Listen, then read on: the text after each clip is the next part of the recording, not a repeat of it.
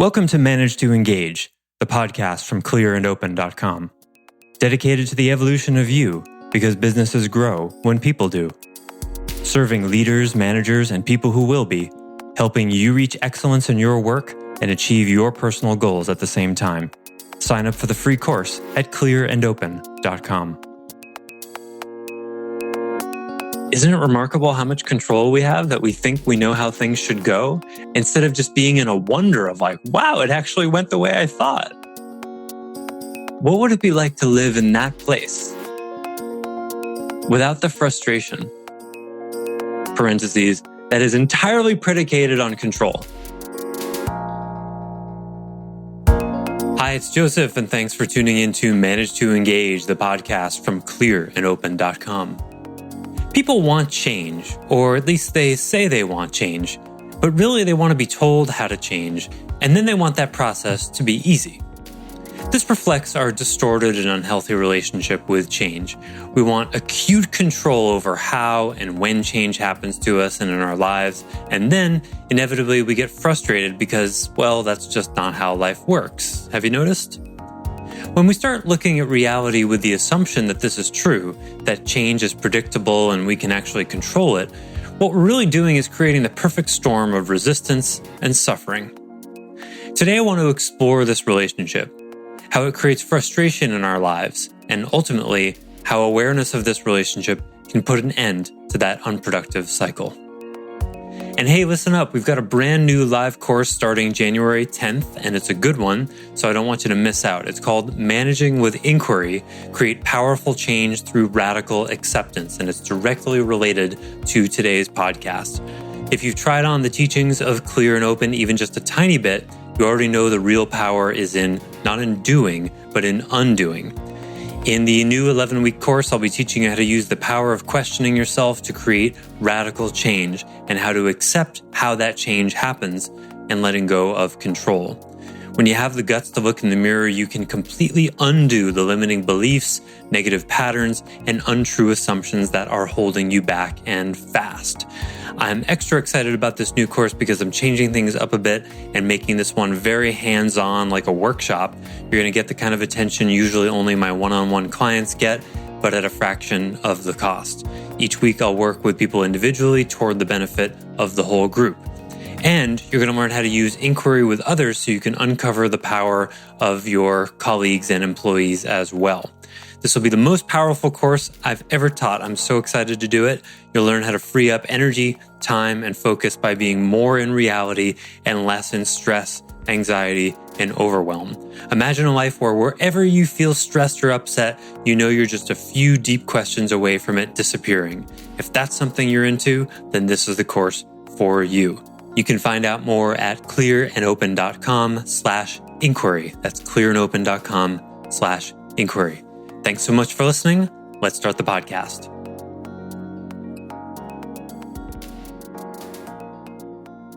What is your relationship to change? That's the non-rhetorical part. And the more rhetorical part is, what if, sort of an inquiry, what if your relationship to change were the most important thing in your life? What if your relationship to change were the most important thing in your life? This is what's been on my mind recently, because that's really what I do. Is I'm facilitating people's relationship to change, and we have this idea that change is hard, right? Change is hard. New habits take 21 days, which is absolute crap. That came from one study that was done, and then they averaged. It took an average, like this many people, these changes, it took 6 months. These people made these changes in 4 days, and they averaged it all together and said 21 days. Now, how useful is that really? Now, it's a useful sort of societal bromide, because it tells us, well, if you want to make a change, you got to stick with it for a while. And 3 weeks is certainly sticking with the change for a while. And it appeals to our reductionistic minds that love recipes, right? You combine flour, eggs, and chocolate chips and baking powder and sugar, and you will have a cookie, right? That's what happens when you bake something. It's a leap of faith. You've never baked it before, and here is this recipe. And if you just do what it says to the letter, you will produce the thing just like in the beautiful picture, right? And how much of life is actually that way? I mean, even baking doesn't usually go over so well. It rarely looks like the picture, right? And you learn, oh, I need to put the cookie dough in the fridge for a half an hour to get it to end up that thick or whatever it is, right? Because the recipes, they're usually poorly written and untested. You all have favorite recipes and you've all tweaked them, right? Oh, I found if I do this, or my water is a little hard, so therefore, right? But we love the idea. You just do this and it will come out the way you want. And that speaks to a relationship to change that we have, right? What do we want? We want the guarantee. We want the guaranteed result. You input X amount of effort and you receive Y result. It's wonderful. It's a terrific idea, isn't it? But is it anything beyond an idea? Like, what referent in reality does it actually have? It's a known. It's a knownness. Do this, and then that will happen. You could, follow the recipe, follow the cookie recipe 20 times. Does it come out the same way every time? If you're Mrs. Fields, maybe, and you've like really nailed down how it worked, but there's variations you didn't even realize are going on, right? So just to notice first that we love that control. We so want that. And then mostly we look at our reality through the lens of that. And when things go as planned, we think good. And when things don't go as planned, we go bad. Like we're baking cookies, right? Through the lens of it's supposed to go how I wanted it to go. That's the existential should. That's the lens we look through that we don't even realize. It's supposed to go the way I wanted it to go. Mm-hmm. Who says? Where'd you get that idea? Well, because it happens so often that way? Certainly not that, right? Because if you really look, most of what's happening in your life is going slightly different than you planned, but only always, right? As the poor handyman that I am, I haven't changed the oil on my own car in 20 years. Because it's not that expensive to do, and usually doesn't take very long, and so I did it for the first time for myself. And I have a truck, and it happens to be lifted, which is terrific. So it was really easy. You can get under it easy. It's a truck. It's super. I got the filter off with my hand. I didn't even need a filter wrench, and I had some anxiety about doing it.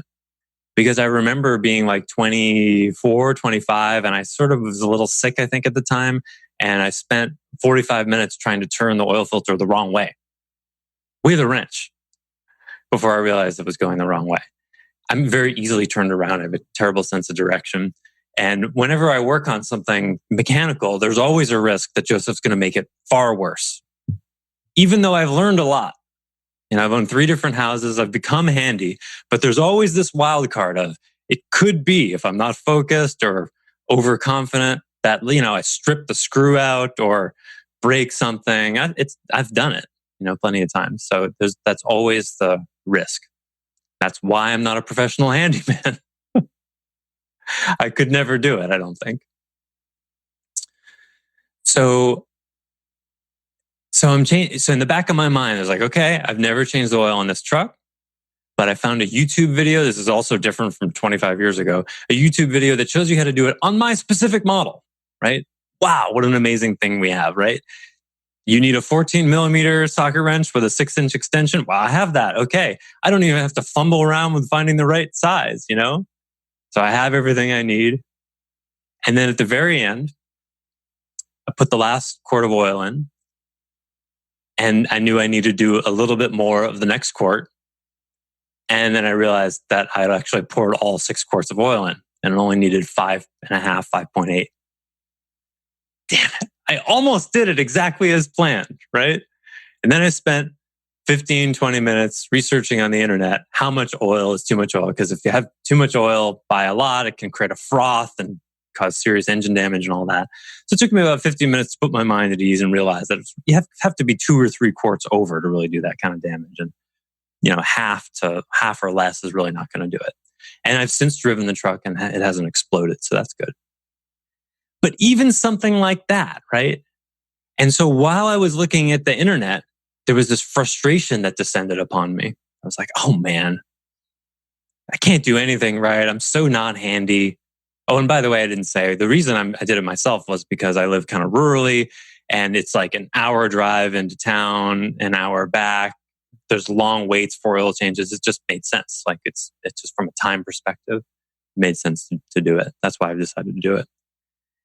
And so while I'm looking at the internet research, looking at discussion boards, people arguing about it, because that's what happens when you research these things, right? Someone's very strong opinion that it really matters. Someone else is like, no, it doesn't. And you're trying to like discern the nuances and the who knows and all that. And I'm just frustrated. Like, I shouldn't be doing this. This shouldn't be happening. I should have, gotten it right.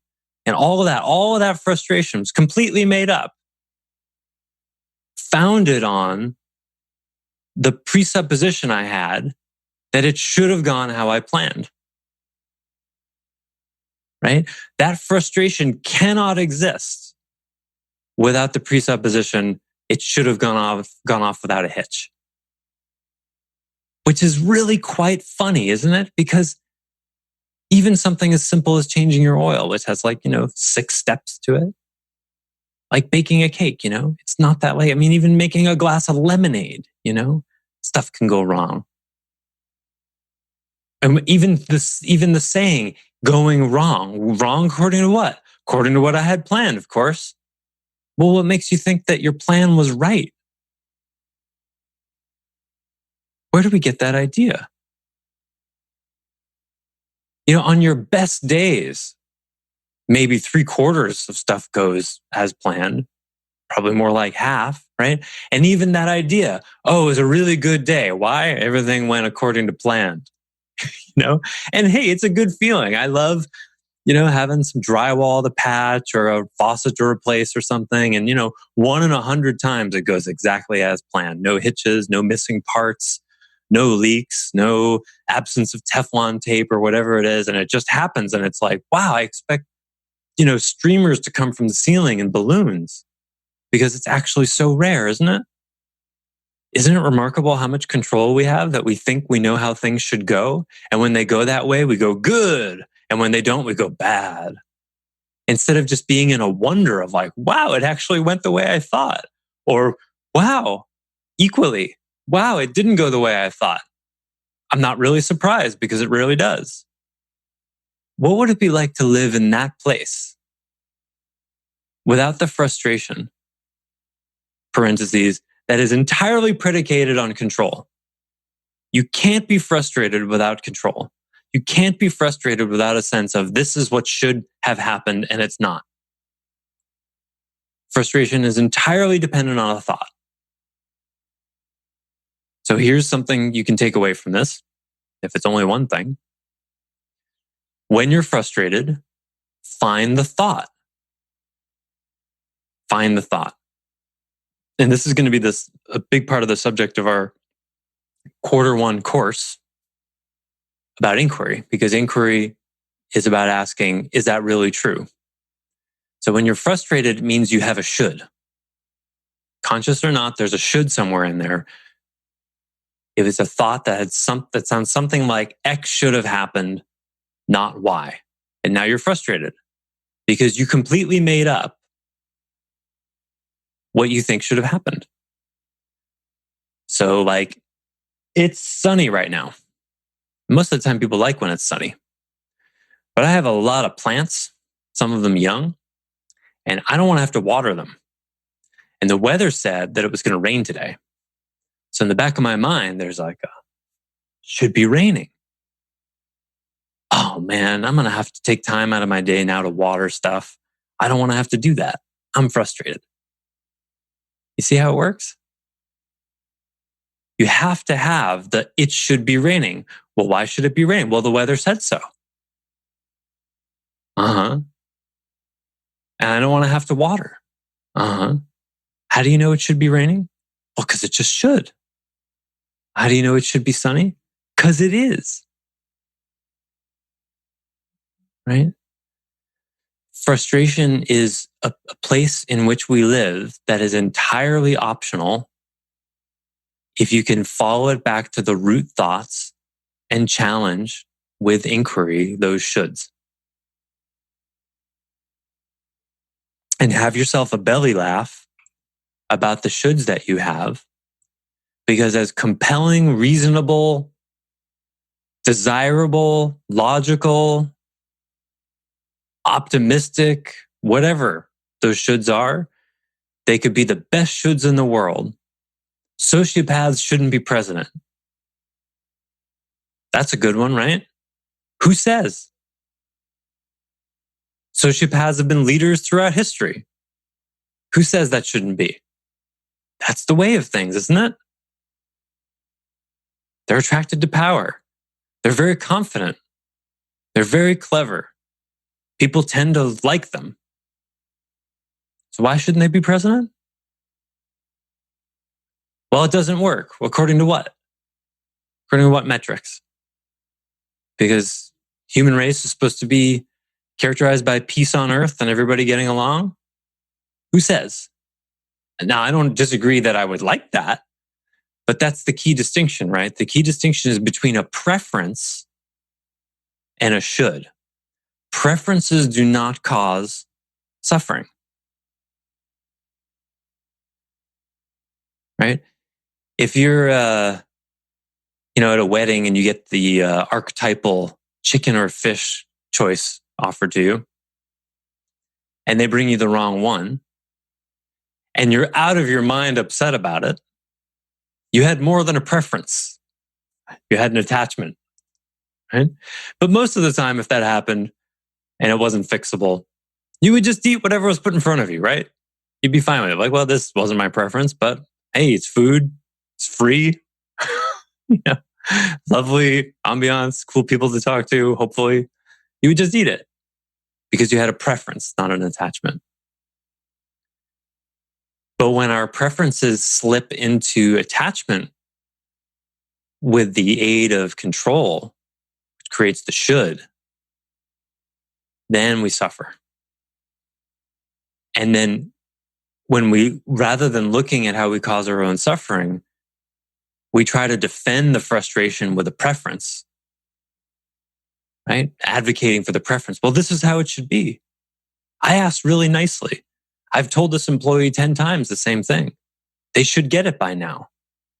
You see, all of that depends on the preference becoming a should. Because if instead you said to yourself, well, I would have liked the employee to get it by the 3rd time, but here we are at the 10th time and they still don't get it. No frustration. What would you do then? Now I know what you're thinking, because I think it sometimes too.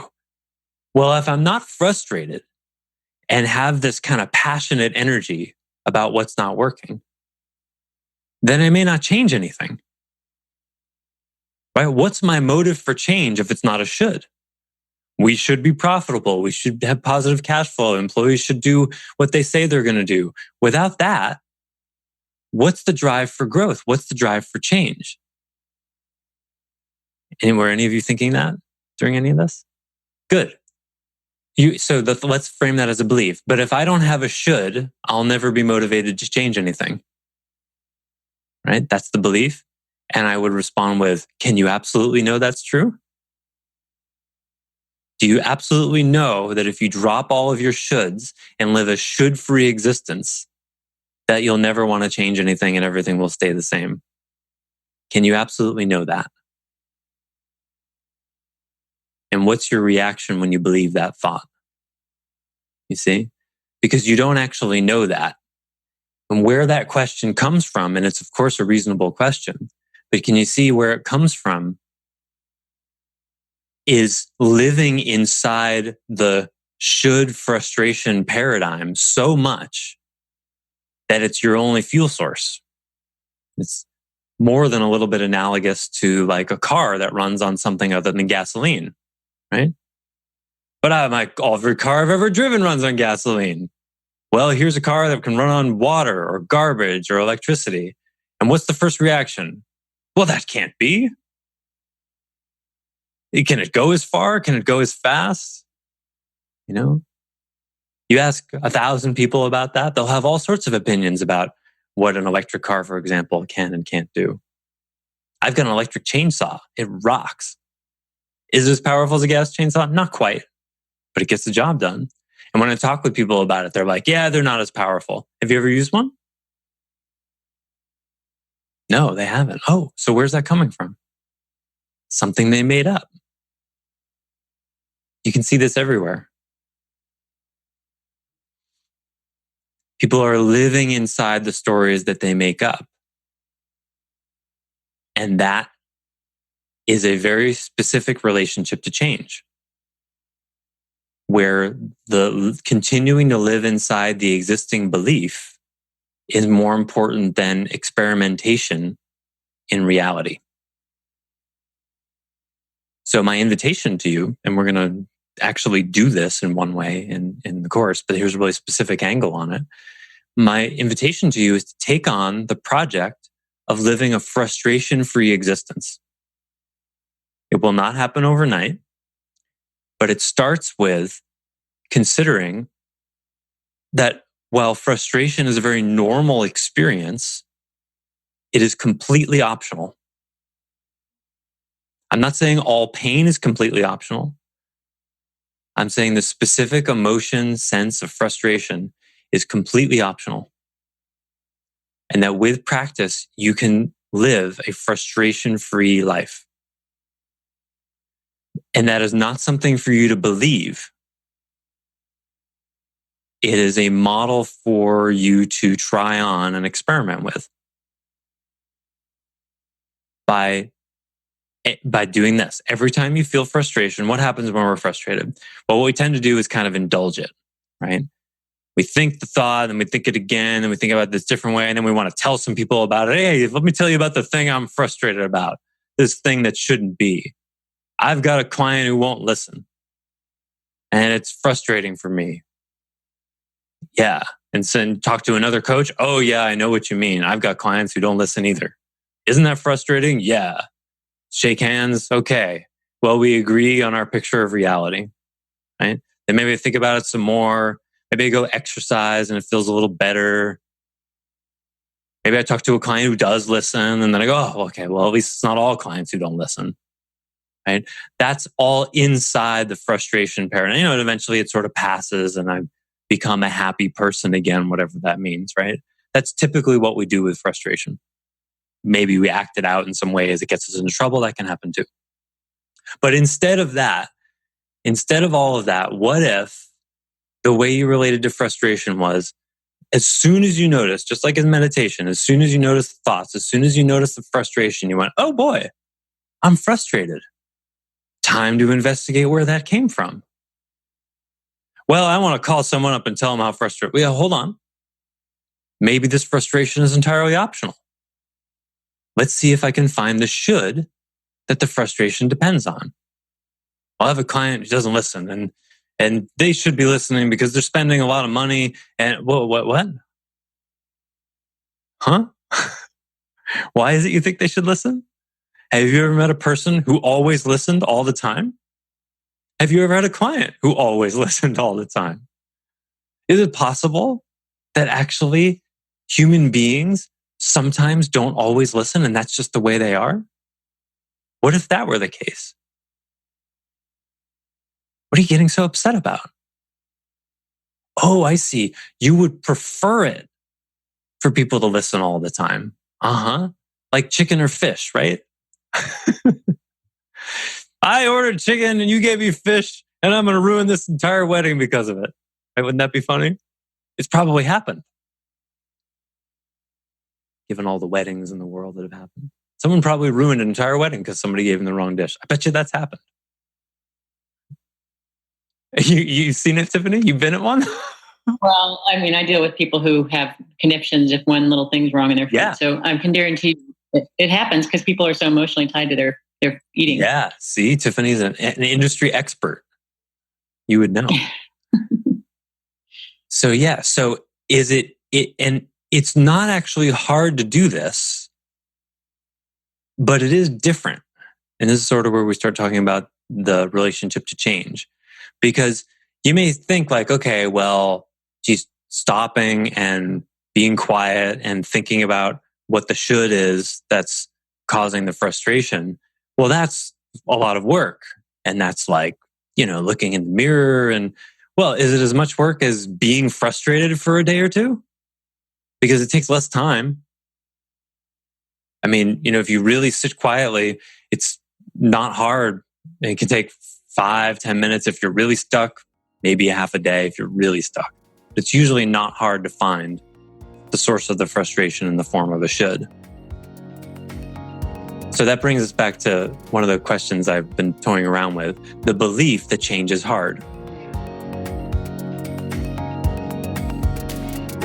Thanks for listening to Manage to Engage, the Clear and Open podcast. Join us next week when you'll be a little bit closer to who you're destined to be. Until then, know that Clear and Open is dedicated to the evolution of you, because businesses grow when people do. If you want to help the show grow, I'd appreciate you leaving a rating and review on iTunes. All you have to do is open the Apple Podcasts app, view the full description of the episode, and click the link to leave a rating and review. Or you can go to clearandopen.com/review, and it will bring you to the right place. If you're looking for more support on your journey, head over to clearandopen.com for even more tools, articles, and free resources. Thanks so much for listening. Bye for now.